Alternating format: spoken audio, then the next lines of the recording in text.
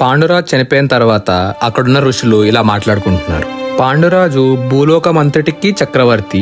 అతను రాజ్యం వదిలి మనలో ఒక్కడిగా ఋషిలాగా మనతో తపస్సు చేశాడు. మనందరికీ చాలా దగ్గరయ్యాడు. కానీ తన భార్యని పిల్లల్ని మన దగ్గర వదిలి చనిపోయాడు. ఇప్పుడు మనకి 2 బాధ్యతలున్నాయి.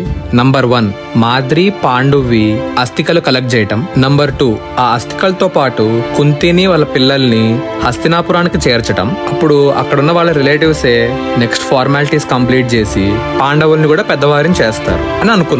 అలా ఋషులు, కుంతి, 5 పాండవులు హస్తినాపురానికి బయలుదేరారు. కుంతి ఇంకా 5 పాండవులు హస్తినాపురం రీచ్ అయిన వెంటనే వాళ్ళని రిసీవ్ చేసుకోవడానికి భీష్ముడు, ధృతరాష్ట్రుడు, కౌరవులు అందరూ అక్కడికి వచ్చారు. పాండు చనిపోయిన వార్త విని కుమిలిపోయారు.